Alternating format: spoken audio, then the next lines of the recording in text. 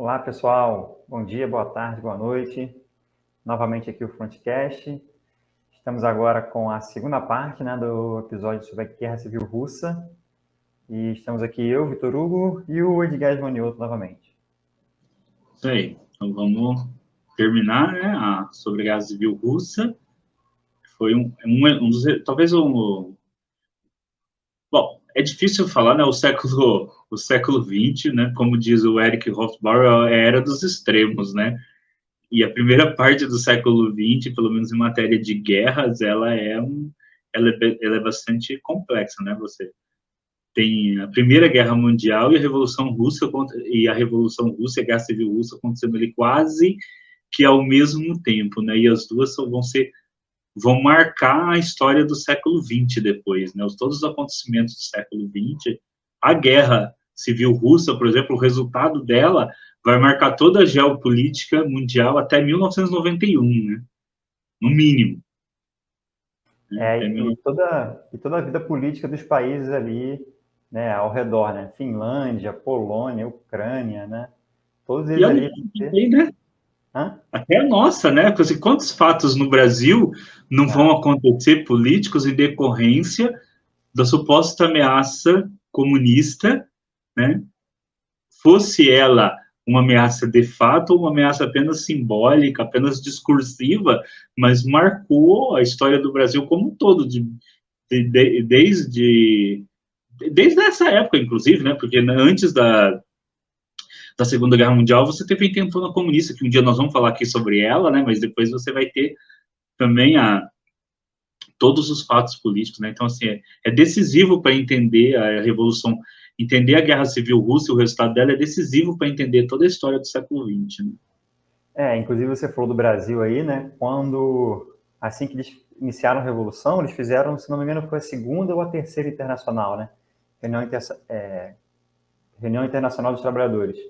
E o Brasil enviou um membro, né? O PCB, na época, o recém-formado Partido Comunista Brasileiro, enviou um membro, né? Que ele era comunista, mas ele tinha um pé muito, vamos dizer assim, aprofundado no anarquismo, né? Isso gerou para ele uma situação muito difícil aqui no Brasil. Mas quando a gente for falar da intentona, talvez a gente fale sobre esse caso, né? Mas, enfim, isso para a gente ter uma ideia, né, de como a Revolução Russa foi importante para o mundo, né? Não só para a Rússia, não só para o povo que estava ali sob o domínio do czar, né? Mas, Inclusive essa mudança ideológica, né? Que você comentou, os sindicatos todos do sim, Brasil, que até 17 eram anarquistas, de repente passaram, porque foi uma vitória, né? Não havia nenhuma nação anarquista, mas havia uma nação comunista, né? Então então, é onde você buscar referências, né? E também vai ter e principalmente também a tentativa de você querer apoio, né? exato, exato. E no momento em que a União Soviética se torna uma grande potência, né? O apoio vem, né? Para quem se mostra proposto, né, a seguir a liderança deles, eles apoiam, né? Com dinheiro, Sim, com estrutura, com armas, né? Isso a gente vê ao longo de vários conflitos, né, no mundo, né? Da Ásia à América Latina, né?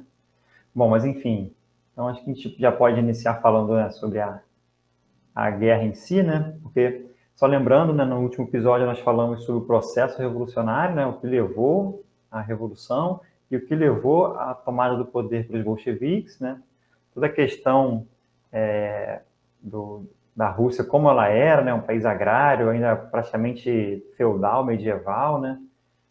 O czar, todas aquelas situações políticas religiosas e o descontentamento do povo com aquele agravante aí da Primeira Guerra, né? Com muitos mortos, com falta de pão, com derrotas, né?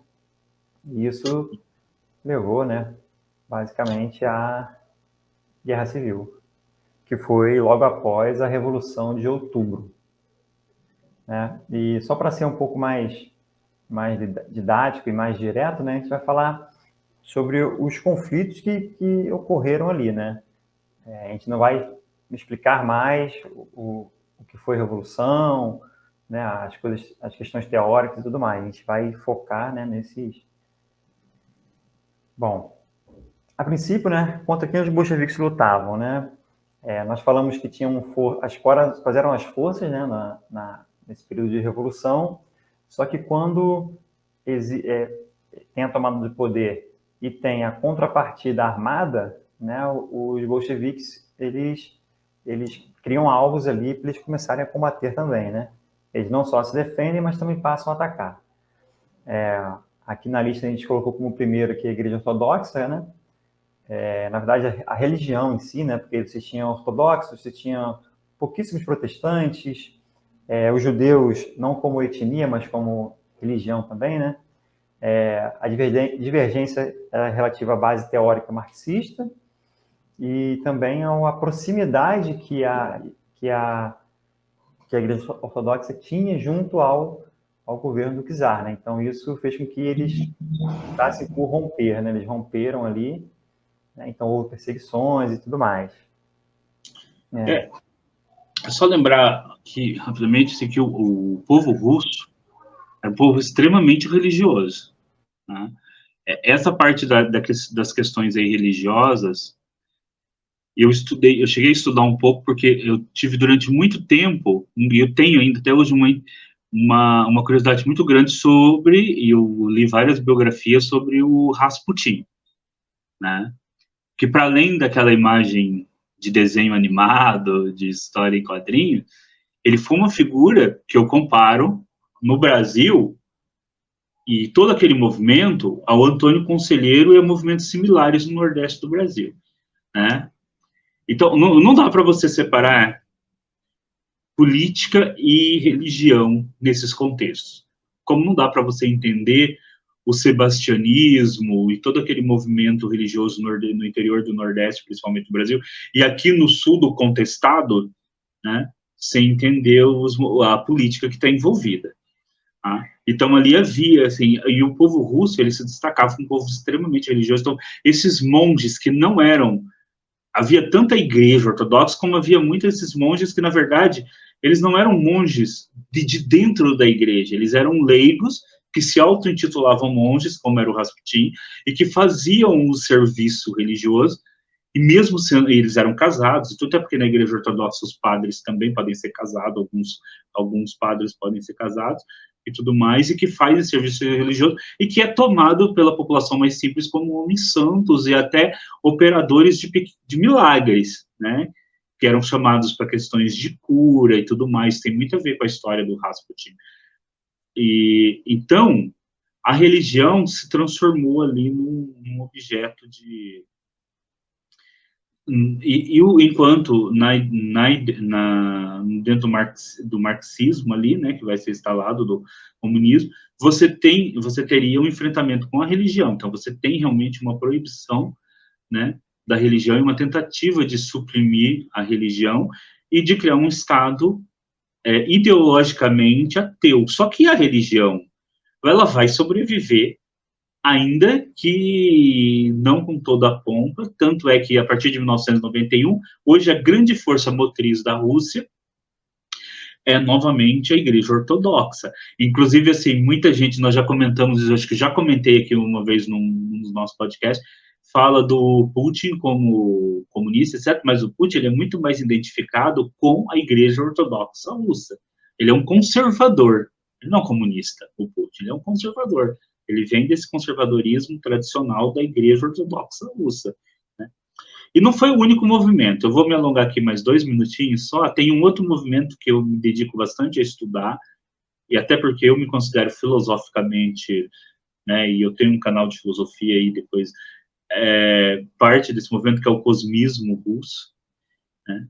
Eu trato tem vários vídeos e textos sobre isso, e que também foi suprimido na época.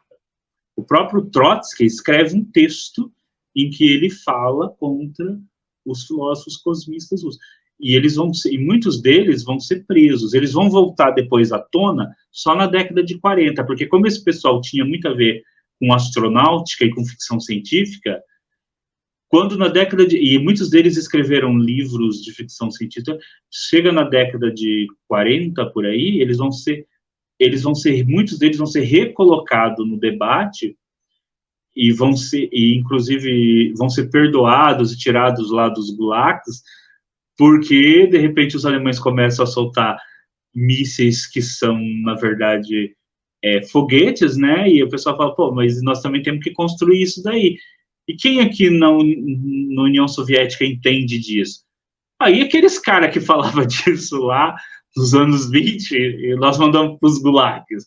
Pô, vamos lá buscar aqueles caras. O Korolev mesmo, que foi o criador do programa espacial russo, era um seguidor da filosofia cosmista e estava num gulag preso. E ele é retirado para construir, e de repente obras desse pessoal que não podia mais ser lida começa a ser relida, traduzida, e eles vão se transformar nos pais do programa espacial russo. Mas nessa época, né, porque a guerra, nós vamos se concentrar a partir daqui na guerra propriamente dita, mas a guerra também, essa guerra principalmente, ela é uma guerra ideológica também.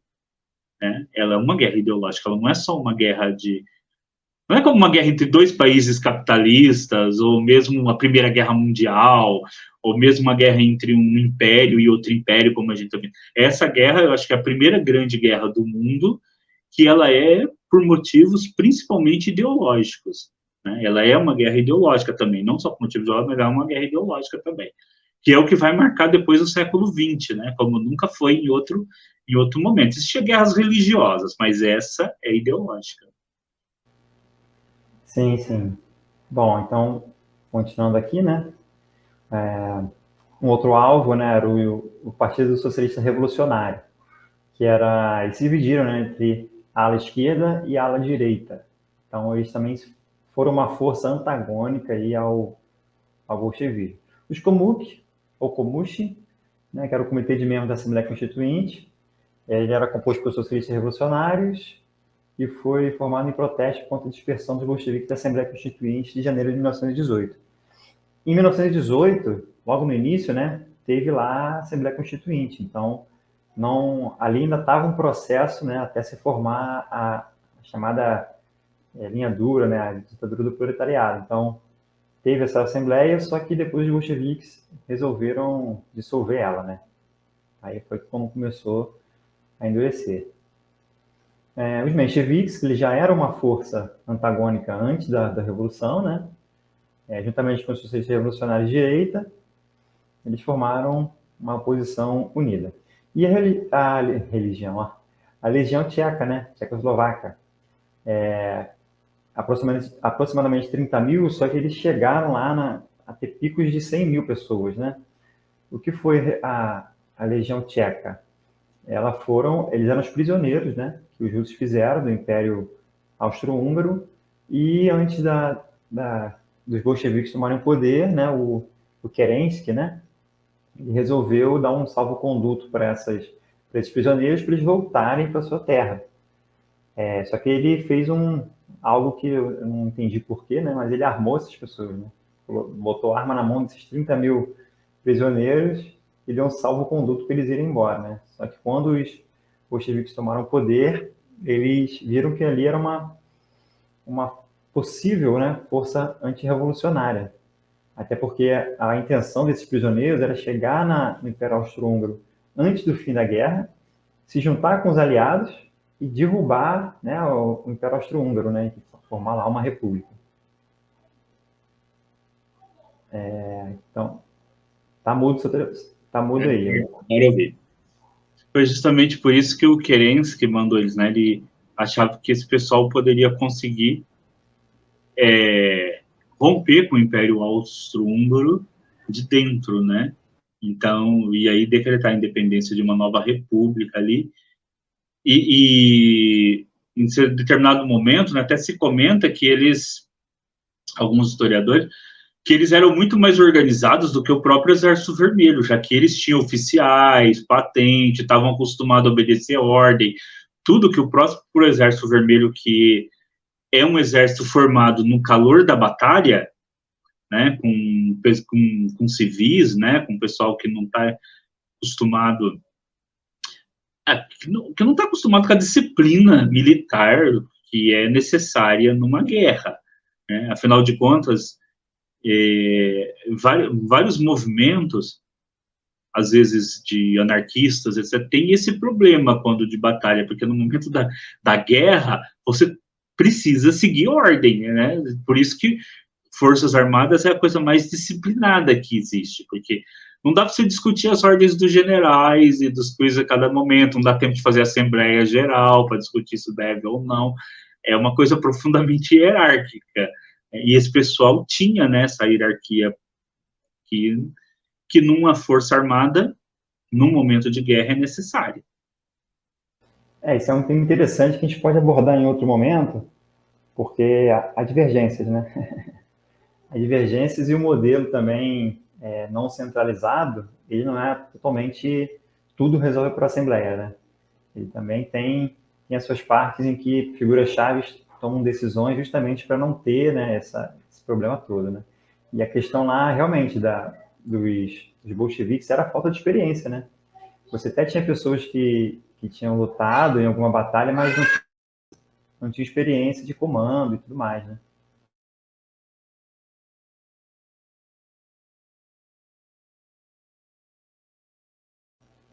Bom, continuando, falando da Legião Tchecoslováquia, o Exército Siberiano. Essas eram as tropas anti-bolcheviques de Omsk, né? Que é uma região lá da Rússia, né? Criadas pelo Kolchak, Alexander Kolchak. Só lembrar que a Sibéria, ela não é exatamente uma região ao norte, sempre gelada, sempre congelada. Não, ela pega também parte do centro para o sul da Rússia, né? Só que ela é basicamente uma região a leste, né, da Rússia, entre aspas, europeia. Então, ela tem tanto o clima mais ameno quanto o clima ultra frio, o conhecido, né? Então, a Sibéria tem essa diferença. Então, a gente pode ver daqui a pouco no mapa e apontar, né? E ela pega uma parte mais central da Rússia também, além do norte. Ela pega, assim, até vai ali da Europa, no começo ali da Rússia asiática, europeia já, até o Japão, né, cara? Ela é toda aquela região, né? É considerada Sibéria, não é? Toda aquela região é considerada Sibéria, divisa ali com a Mongólia, tudo. Então, pô, a Sibéria é do tamanho do Brasil, né? Que já não é um dos menores lugares do mundo. Então, assim, é uma região muito grande, né, Sibéria. Apesar de pouco habitada, né? Mas é muito grande.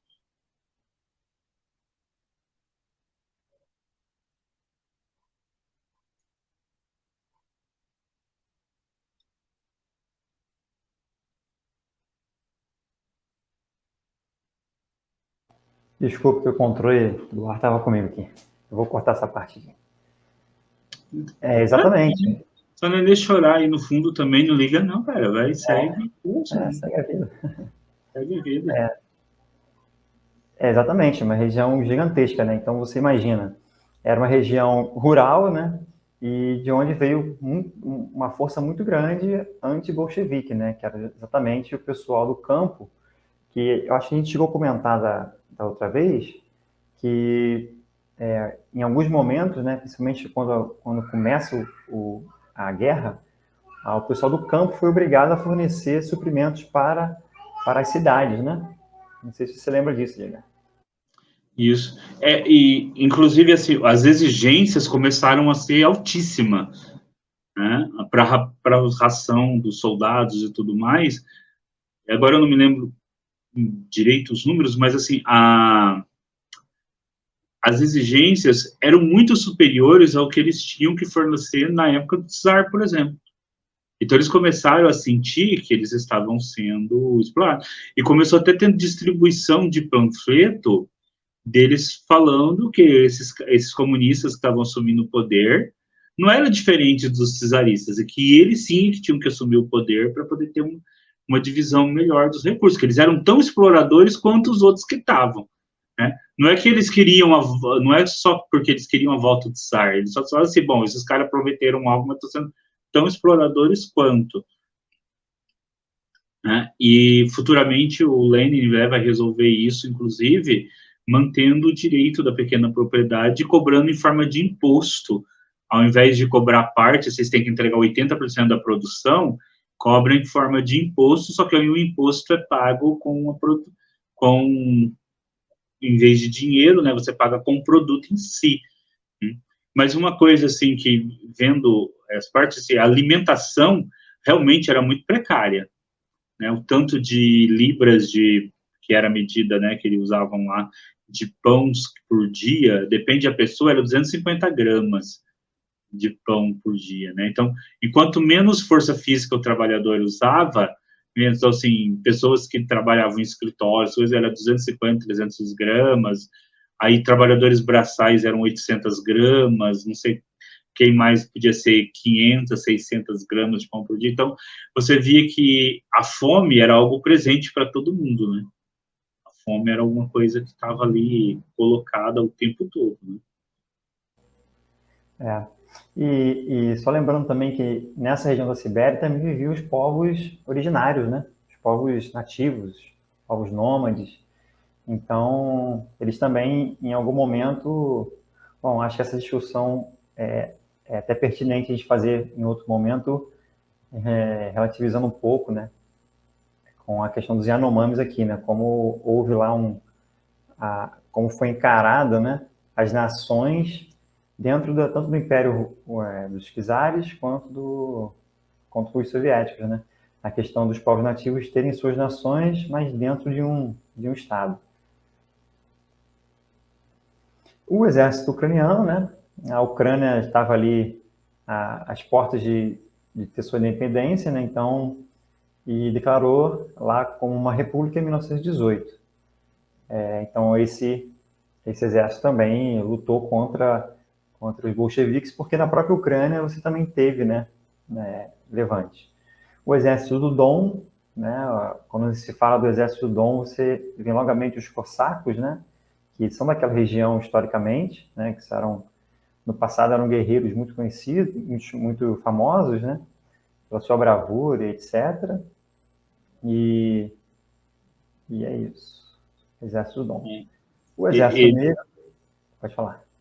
não, que eles faziam parte, né, dos brancos, né, do Legião dos Sim. Brancos.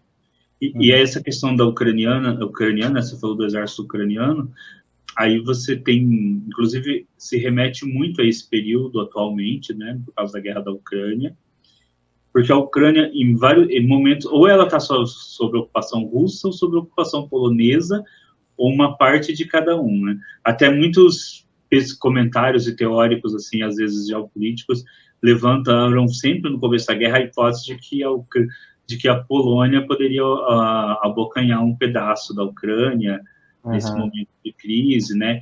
Com a desculpa de que vamos ocupar para poder assegurar que os russos não ocupar um pedaço da Ucrânia, porque tem uma minoria polonesa dentro da Ucrânia, porque a Ucrânia já foi polonesa, então a Ucrânia está, assim, dividida. Sempre teve ou parte de um império, que em alguns momentos a Polônia já foi uma força imperial também, né? Uhum. Exatamente. Só voltando ali à apresentação. O Exército Negro, né? Que, no caso, os anarquistas ali na Ucrânia, eles formaram uma resistência, né? Eles fizeram um processo revolucionário ali, numa região, e eles foram aderindo, né? As aldeias foram aderindo ao processo e eles foram uma força contrária, tanto aos brancos quanto aos vermelhos. Então, ali perdurou uma sociedade anarquista por, se não me engano, até o meados da década de 20. Né? Aqui eu repeti o exército ucraniano, o estagiário, né? Tem que despedir o estagiário.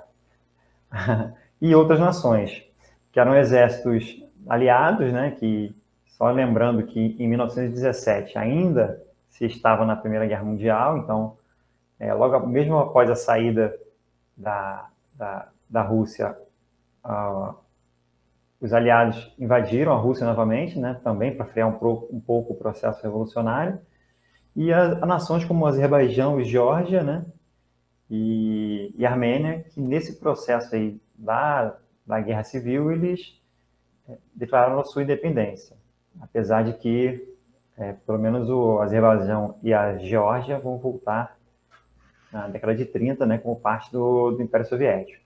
E a Armênia também. Exato.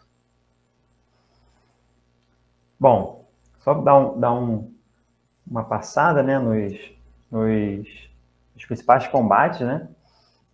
Ainda lá no início, né, quando os bolcheviques tomaram o poder em Moscou, houve o levante dos cadetes, né, ou motim de Junker, que eram os cadetes de duas academias na Rússia, que eles resolveram lá, junto na verdade, ele estava em conjunto com o Kerensky, né? Como o Kerensky se rebelou, a intenção era eles se rebelarem juntos, né? Só que não, os, os cadetes não conseguiram fazer ao mesmo tempo e agregar a mesma força, então eles, no mesmo dia, eles foram repelidos, né? Foram brutalmente esmagados.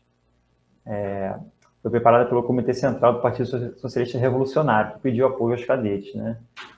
Só lembrando que as academias, né, sempre tem eles sempre inflamam muito, né? Os cadetes saem inflamados, né? Então, um processo em que o status quo que eles ali representavam, né, estava sendo ameaçado, né? Então eles foram com todo o ardor, só que devido a pouca experiência, o pouco apoio, né, não entender muito da força contrária que eles iam enfrentar, eles acabaram sendo esmagados ali.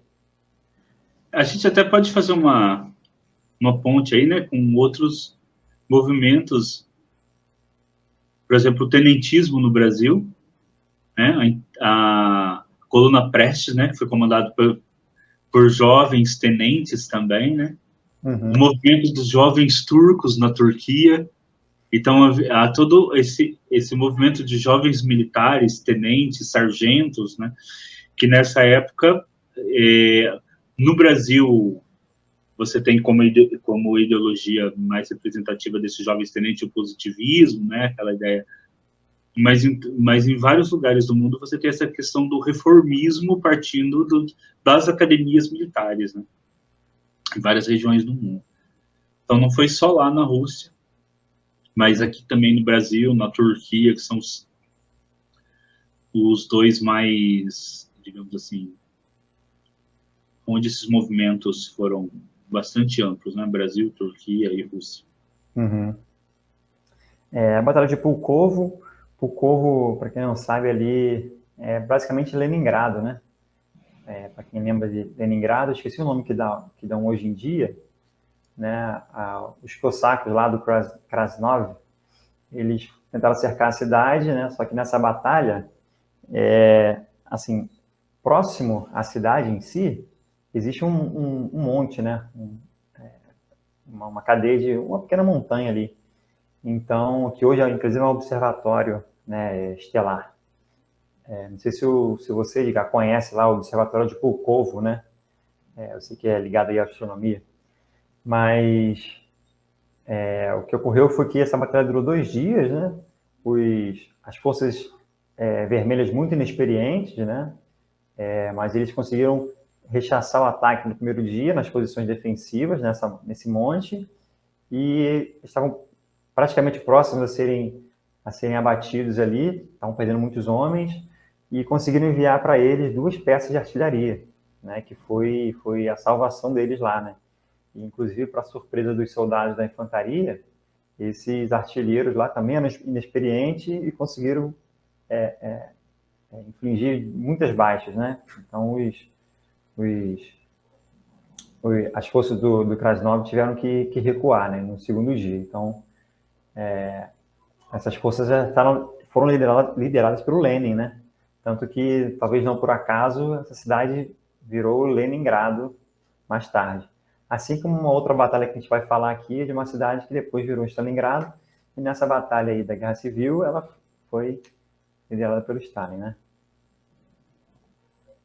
Bom, a Batalha de Chelyabinsk, né?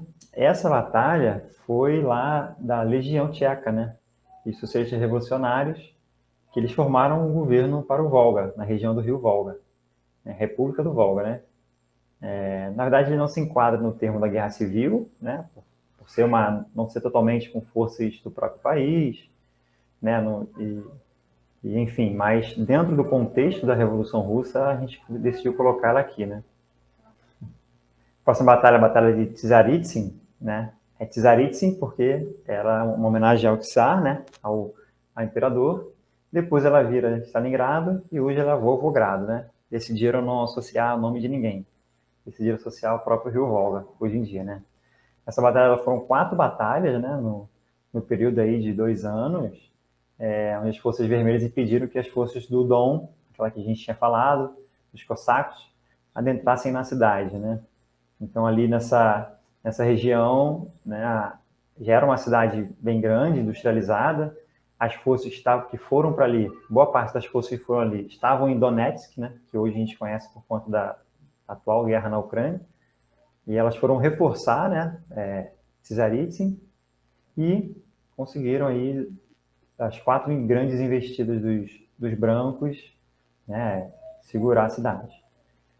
A Batalha de Sviansk, né, na frente oriental, ela resulta uma vitória decisiva do Exército Vermelho sobre o Exército Popular de Komush. Essa batalha, ela segura ali, né, depois de uma derrota pesada dos vermelhos, né, sob o comando do Trotsky, né, já o Exército Vermelho, já era ali o Exército Vermelho, ela chega como o grande triunfo, né? E não sei se, acho que a gente não vai ter o mapa aqui para poder mostrar. Em dado momento ali em 1918, antes do final do ano, você tinha forças isoladas no Oriente, forças vermelhas, né, dos exércitos bolcheviques, isoladas ao centro-sul ali, para a Ucrânia, para a Crimeia, e ao norte ali, Moscou e Leningrado, não é Leningrado, né, outra cidade. Ali, as forças praticamente isoladas, né? E no decorrer do ano de 1918, com essa batalha que a gente falou agora e outras batalhas mais, você consegue ali praticamente juntar, né? Fazer uma ligação entre essas forças. Então, exatamente logo após o momento em que praticamente 80% do território era não bolchevique, né?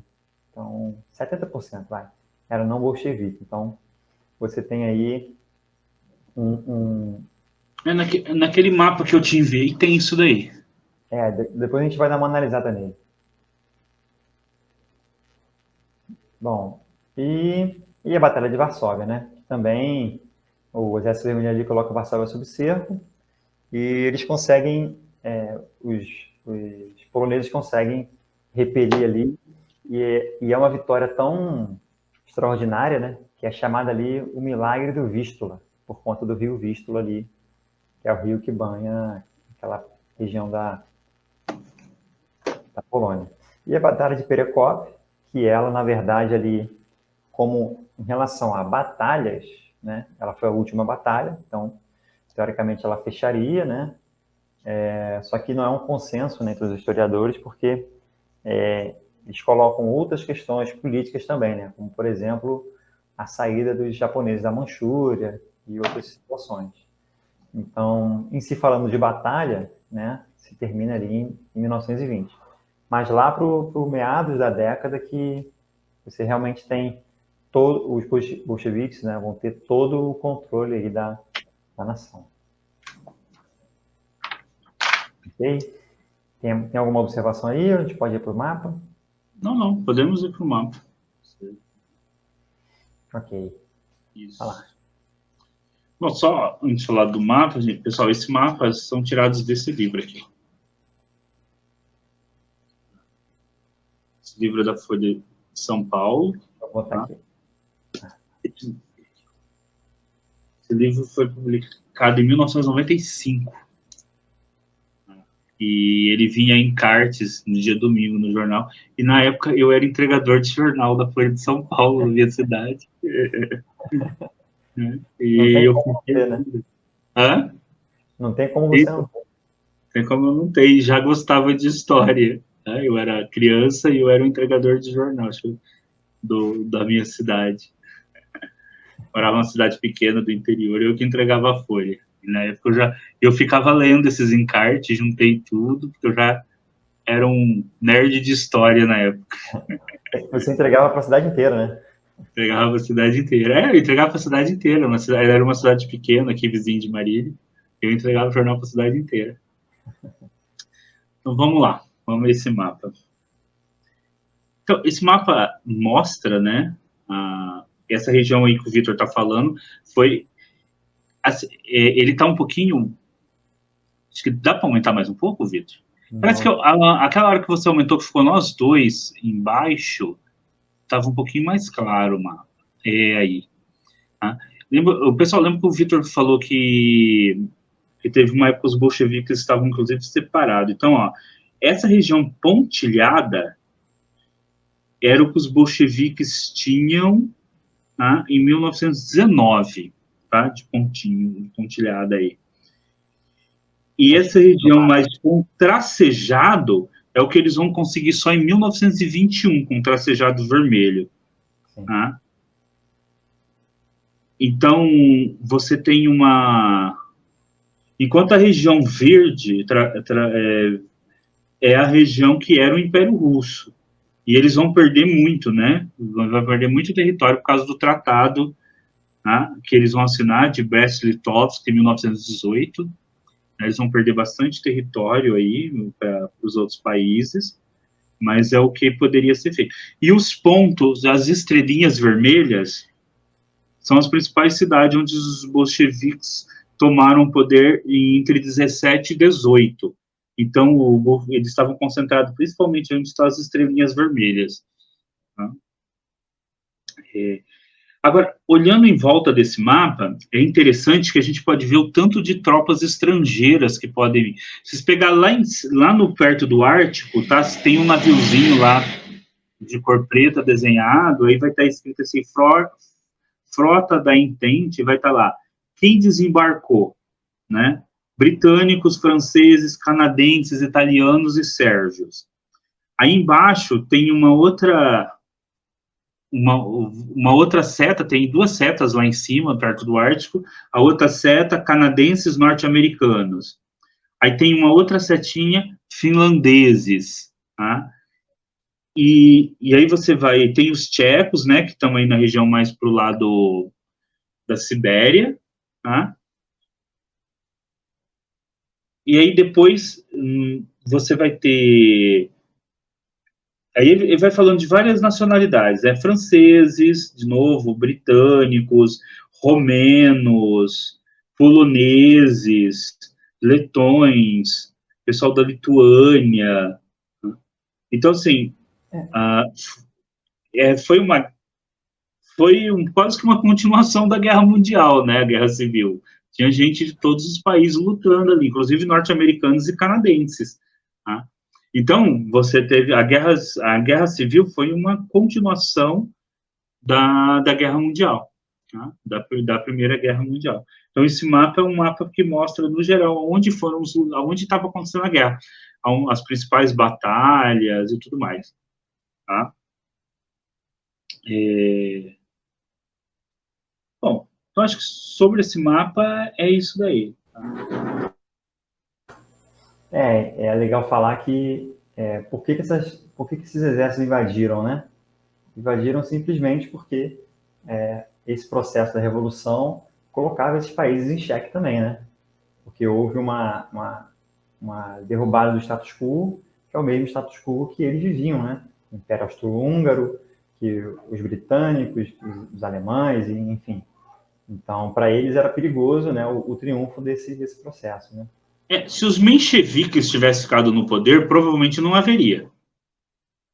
Agora, como o comunismo já era visto como uma ameaça, até porque o comunismo é uma ideologia internacionalista, tá? Ele pressupõe a tomada de poder pelos comunistas no mundo inteiro, e depois o Stalin vai, para evitar, né, inclusive vai ter a disputa entre o Stalin e o Trotsky, teórica também sobre essa questão, né, de comunismo num único Estado. O Trotsky jamais vai sair nessa história como o defensor da revolução permanente, né, que a revolução, inclusive, vai ter os outros dois mapas, onde eu vou falar um pouquinho sobre isso, mas a ideia de um comunismo numa única nação é do Stalin, porque o Stalin era um nacionalista russo que se tornou comunista, né? Mas ele era, sobretudo, um nacionalista russo. Apesar de ser georgiano. É. Mas ele era, sobretudo, um nacionalista.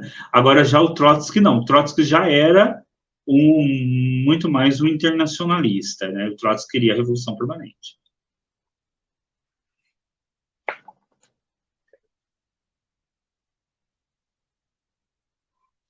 Aí, agora, esse mapa mostra o extremo oriente da Rússia, né, e já na União Soviética. O que é interessante desse mapa é que ele vai mostrar várias revoluções, porque o Vitor acabou de falar, né, que por que essas potências interferiram? Porque viam a Rússia como uma ameaça, né, viam o movimento bolchevique, na verdade, como uma ameaça.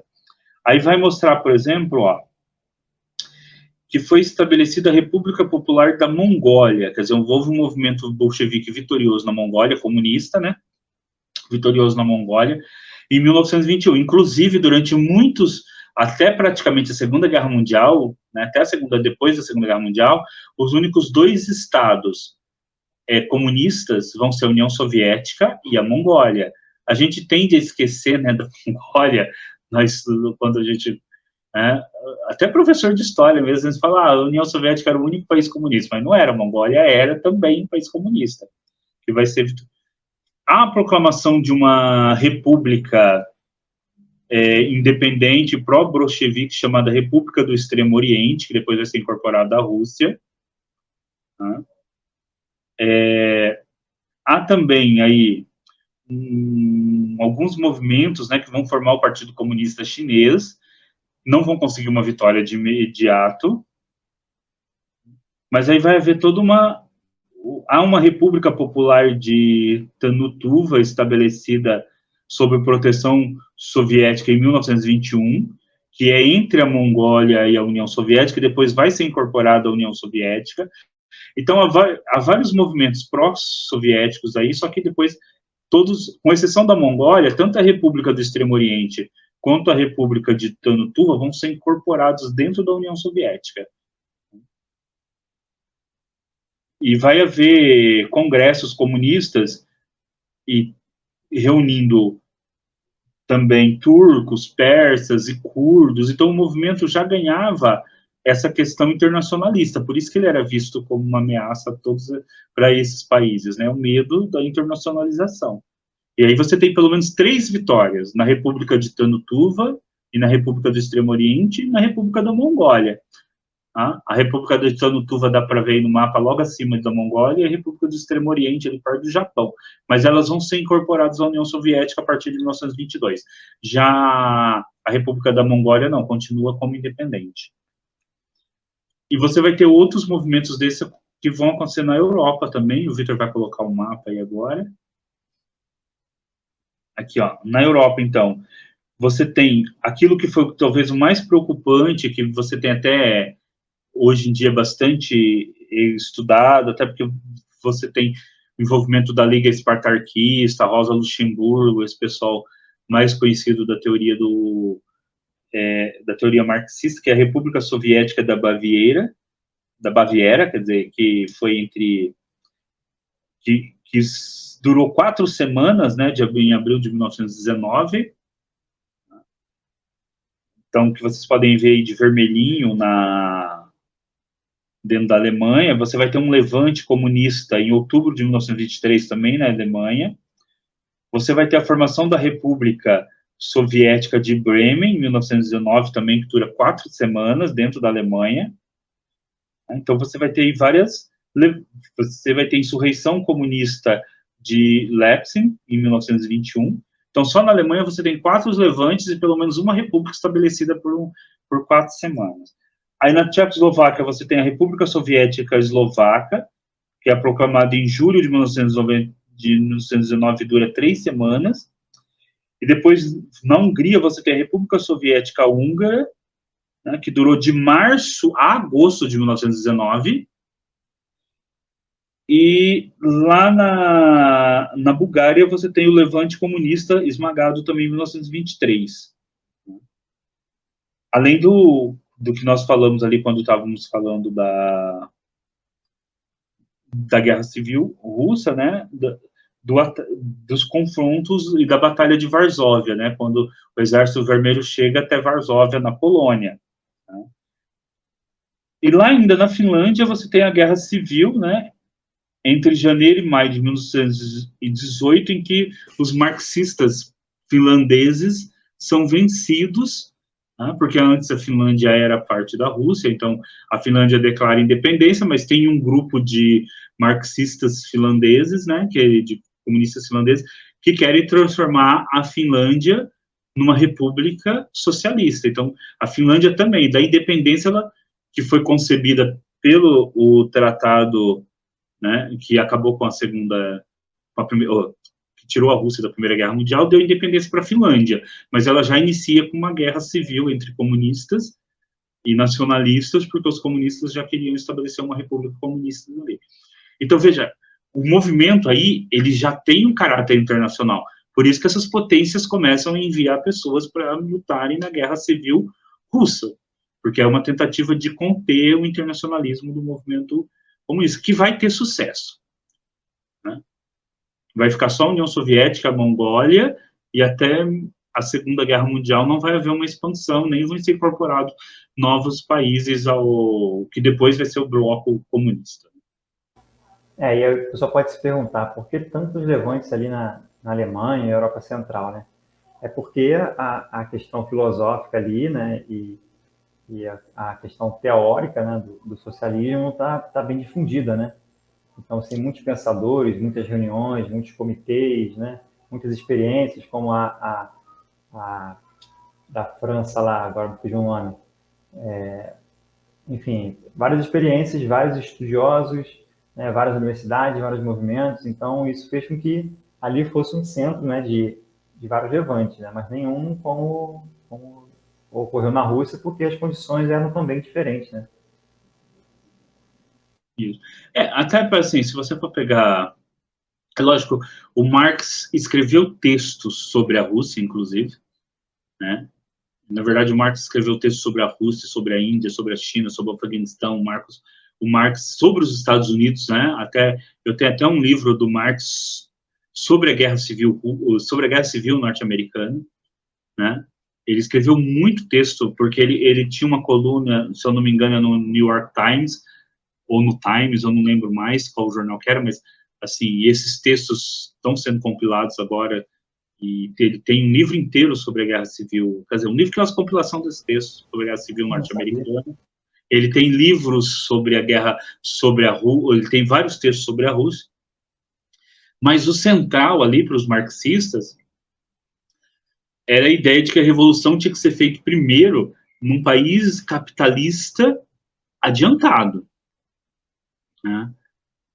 Inclusive, provavelmente, talvez, se a revolução tivesse acontecido na Alemanha e não na Rússia, pode ser que a revolução tivesse se expandido e tivesse sido vitoriosa, né? Porque a Rússia, como era um país muito atrasado, a Rússia precisou passar pela industrialização, né? Que ela só vai conseguir plenamente no final da Segunda Guerra Mundial. Enquanto a Alemanha já era um país plenamente industrializado. Então, se a revolução na Alemanha tivesse sido vitoriosa em 1919, provavelmente, talvez hoje nós vivêssemos um mundo muito diferente, né? Então, é muito provável, porque essa era a ideia, né, que a revolução deveria acontecer a partir do proletariado industrial de uma nação capitalista, burguesa, já altamente industrializada, e não de uma nação onde o proletariado ainda era uma classe muito pequena se comparado ao campesinato, como foi a Rússia. Mas, lógico que isso é uma discussão teórica que dá uma live, dá um programa social. Também, aí, nesse ponto, entra também a experiência chinesa, né, que é mais campesina, mas aí, como você falou, é uma discussão mais teórica que a gente pode ter lá no seu canal, em alguma discussão política lá. Porque, na verdade, se você for pensar, só para encerrar, não existiu nenhuma revolução comunista vitoriosa em nenhum grande país industrializado. Não existiu. Tanto a Rússia quanto a China, quando aconteceu a revolução, eles eram países mais agrários do que industrializados. Não é o caso hoje, logicamente que a China é mais industrializada do que boa parte dos países do mundo aí, né? Não sei se perde só para os Estados Unidos, e olha lá, mas não, mas na época que aconteceu a Revolução, a China também era um país majoritariamente agrário, né?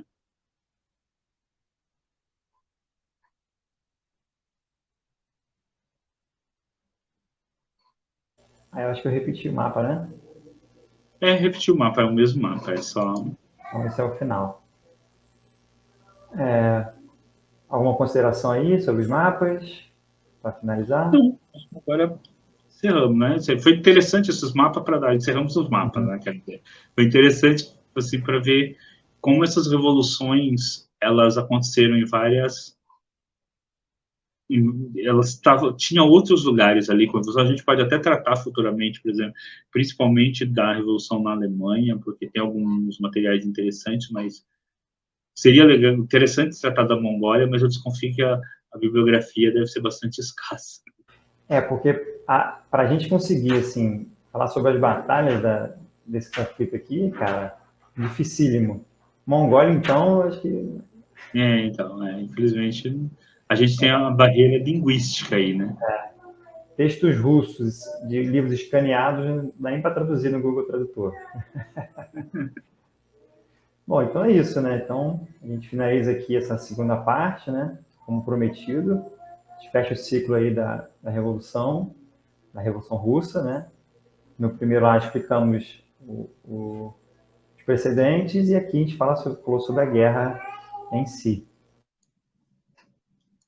A guerra vai terminar, né, mesmo em as últimas batalhas, né?